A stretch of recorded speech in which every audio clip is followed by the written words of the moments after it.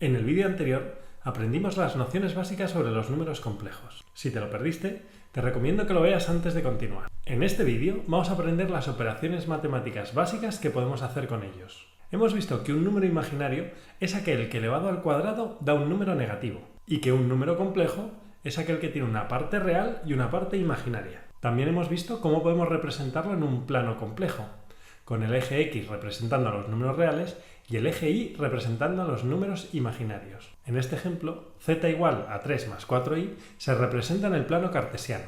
La parte real de z, 3, es la proyección de ese punto en el eje real, mientras que la parte imaginaria de z, 4, es la proyección en el eje imaginario. Tras este breve resumen, veamos qué operaciones matemáticas podemos realizar con los números complejos.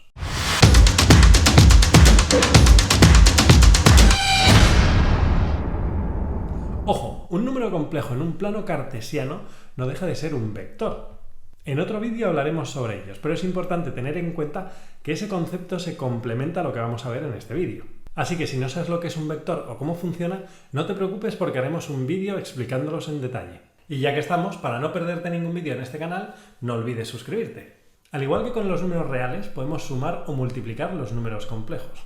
Vamos a ver cómo se hace.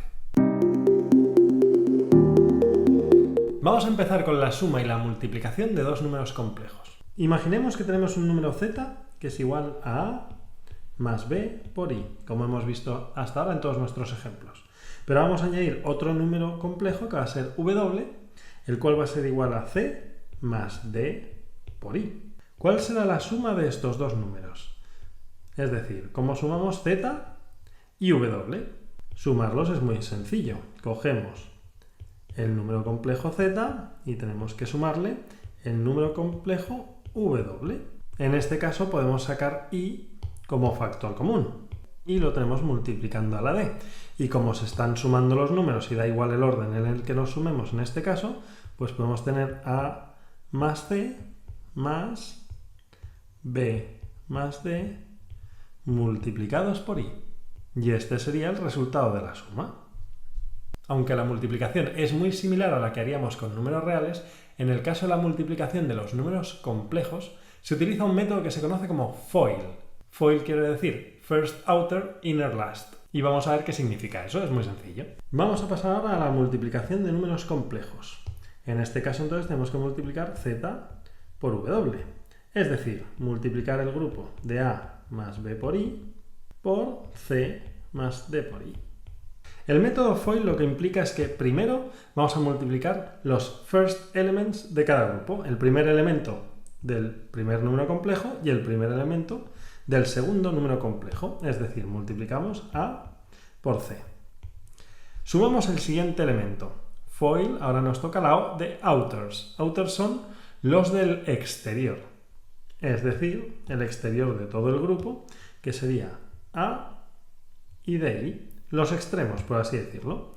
Pues multiplicamos a por di.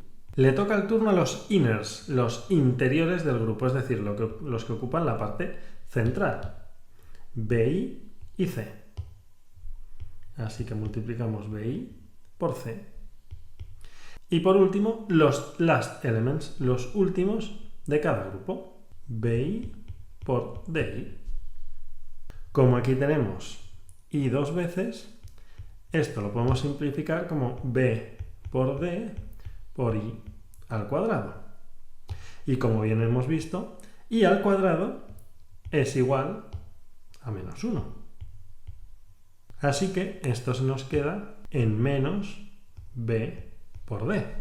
Por tanto, podemos simplificar la multiplicación de z por w como ac más a por di, a di, más b y c, menos bd, menos bd. Y aquí de nuevo podemos agrupar este i con este i y dejar este grupo como ad más bc multiplicado los dos por i, lo cual se nos queda z por w será igual a ac más ad más BC por I menos BD. O dicho de otra forma, si juntamos esto con esto será igual entonces a AC menos BD más AD más BC por I. Así que, en conclusión, este es el resultado de multiplicar dos números complejos. Hemos dicho que podemos pensar en un número complejo como un vector y que veremos los vectores en otro vídeo más adelante. Pero vamos a ver cómo, si lo consideramos un vector, al sumar dos números complejos podemos ver esa suma representada también en el plano cartesiano. Fijaros, vamos a empezar con un número z que sea igual a 3 más 5i. Y luego imaginemos otro número complejo que sea w igual a 4 menos 3i. Vamos a empezar representando z en el plano cartesiano. Como hemos visto, 3 lo vamos a marcar en el eje x, el eje que representa los números reales, y 5i, que es la parte imaginaria, en el eje y. Eso significa que nuestro número z estará en este punto, más o menos. Si queremos representarlo como un vector, pues sabemos que el vector tiene que partir del punto 0, 0. Esto sería, por tanto, el vector que representa el número complejo z. ¿Qué ocurre ahora si queremos sumar z más w? Bueno, pues hemos visto que esto será el número complejo z más el número complejo w.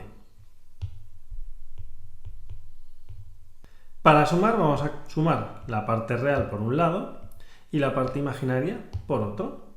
Es decir, esto será igual a 3 más 4 más 5i menos 3i.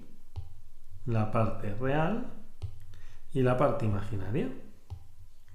3 más 4 será 7. Y 5i menos 3i será 2i. Este es el resultado de sumar. Pero fijaros, porque si queremos representar este número en el plano cartesiano, vamos a marcar 7 en el eje x y vamos a representar 2 en el imaginario.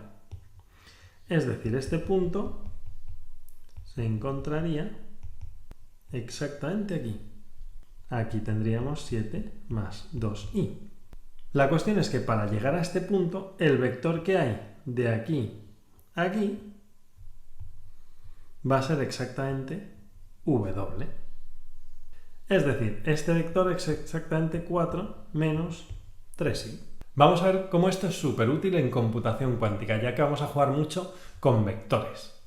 Y además, como veis, es una forma muy simple de representar gráficamente los números complejos y de ver cómo unos afectan a otros, bien sean como puntos en el plano o bien sean como vectores. Algo similar nos va a pasar con la multiplicación. Vamos a partir de un número complejo z, y en este caso va a ser 3 más 4i. Y vamos a multiplicarlo por otro número complejo. En este caso va a ser 0 más 1i, es decir, i. Qué curioso. Sí, la unidad imaginaria es un número complejo. Tiene una parte real, lo que pasa es que en este caso es 0, y tiene una parte imaginaria, que el número real que le multiplica es 1. Así que en el fondo es i. Vamos a usar este ejemplo porque nos va a mostrar lo que ocurre cuando multiplicamos un número por la unidad imaginaria. Y veréis cómo esto nos va a ser muy útil. Vamos a representar z marcando 3 en el eje x y la parte imaginaria en el eje y. Así que z lo tenemos en este punto. Si lo hacemos como vector... Vale, ¿qué ocurre si multiplicamos z por w? Esto será igual a 3 más 4i multiplicado por i. O bueno, por 0 más 1i. Se sigue cumpliendo el FOIL method que hemos visto antes. Pero como tenemos 0 y 1, podemos obviar esto de aquí y simplemente vamos a multiplicar 3 por i y luego le sumamos 4 multiplicado por i. Es decir, 3i más 4 por i al cuadrado. Y como recordaréis, i al cuadrado es menos 1. Entonces nos queda 3i más 4 por menos 1. Es decir, menos 4 más 3i, si lo queremos poner en la forma de número complejo, con la parte real a un lado y la imaginaria al otro. Vamos a representar este número en el plano cartesiano. Menos 4 estaría aquí y 3i estaría aquí. Es decir, la multiplicación de z y w se situaría en este punto. Si sacamos un vector de aquí, esta sería su representación. Lo más curioso de todo es que esto es exactamente un ángulo recto. Es decir, si multiplicamos z por i, lo que conseguimos es rotar 90 grados en el plano cartesiano. Es decir, si multiplicáramos z por w y por w de nuevo, estaríamos volviendo a rotar esto en el plano cartesiano 90 grados. Si hiciéramos z por w, por w, por w, pues volveríamos a rotarlo otros 90 grados. ¿Veis qué útil es la unidad imaginaria? Nos permite rotar 90 grados en el plano cartesiano. Y aunque no os lo creáis, esto va a ser muy útil también en computación cuántica. Sabiendo esto, podemos saber que 1 por i va a ser igual a i, que i por i va a ser igual a menos 1, como ya sabemos, que menos 1 por i va a ser igual a menos i, y que menos i por i va a ser igual a 1. Y eso básicamente en un eje de coordenadas significa que lo vamos a mover 90 grados de un eje al siguiente. Es decir, de 1 a i, a menos 1 y a menos i.